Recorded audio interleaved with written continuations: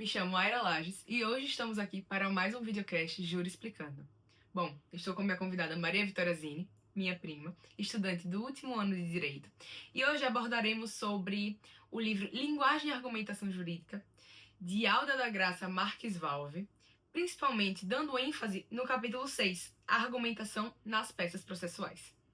Fico muito feliz de estar aqui e ser convidada, principalmente sobre esse assunto tão importante que é a linguagem jurídica, porque o direito não é nada mais, nada menos do que uma ciência de linguagem. Não é só uma ciência humana que a gente vai sobre as relações humanas, mas sim sobre a importância de como o legislador ele vai colocar a linguagem em todas as suas legislações, sejam em códigos, como a gente vê, sejam em jurisprudências, que a gente também tem acesso e a gente também pesquisa, porque existem várias formas de você pesquisar para você fazer uma boa argumentação e uma boa tese, e também é muito importante para o próprio jurista, para ele concluir a tese, para ele não deixar margem e abrangência para que tirem de contexto uma fala que lhe foi dita. Então a linguagem ela é essencial nesse tema.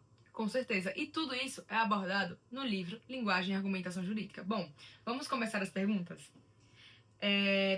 Primeira pergunta, por que a linguagem ela é tão importante no direito? Como eu havia explicado, ela é essencial para que a gente não tangencie e dê mais margem para que a pessoa que está lendo, ela tire de contexto o que a gente realmente quer passar com aquela informação. Então é extremamente importante que você focalize a sua informação e centralize especificamente aquilo que você quer passar.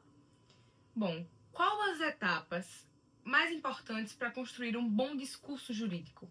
Eu acho que isso depende de advogado para advogado, de pessoa para pessoa. Mas para mim, por exemplo, você tem que ter noção do que a outra pessoa vai falar, para você saber o que você tem que esperar e do que você tem que rebater, fazer uma tese com base nos princípios, com base no que está no contexto do caso em concreto, você conseguir trabalhar isso e ir trabalhando toda a sua tese argumentativa com base em todas as outras funções do que eu já havia dito. Você tem uma margem, uma gama imensa de conhecimento para você utilizar no direito, para que você consiga trabalhar todo aquele conteúdo, não é mesmo? Com certeza. E dentro do próprio livro, no capítulo 6, a Alda ela aborda que são 4 etapas: a invenção dos argumentos, a disposição lógica das ideias, a elocução, que é a escolha do estilo do vocabulário, e no caso de discursos orais, a ação, que ele envolve a apresentação e a performance do advogado na hora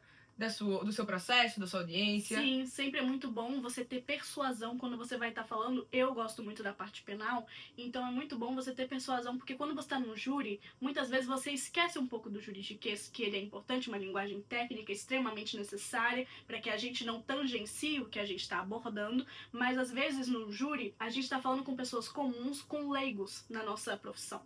Então, com isso, a gente tem que falar de uma linguagem mais tranquila, para que eles também saibam sobre aquilo que a gente está falando, para que eles entendam e que a gente tenha argumentos muito importantes e que sejam transmitidos e transpassados de uma maneira transparente e verdadeira. Com certeza. E por fim, como os juristas devem interpretar a lei no contexto atual?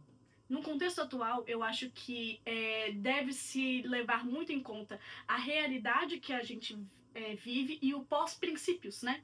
Os princípios juristas, os princípios jurídicos que a gente vive hoje em dia. Seja o princípio da veracidade, seja o princípio da equidade, seja o princípio da celeridade processual. A gente tem que levar a lei para uma gama de publicidade, para que ela consiga dar segurança jurídica não só para as pessoas que entendem o juridiquês, mas para as pessoas que não entendem e mesmo assim se sintam capazes de buscar acesso à justiça, que é um direito fundamental. Interpretando na base da realidade, né? E nos fins do direito. Isso, sempre. Enfim, esse é o nosso podcast e muito obrigada pela audiência.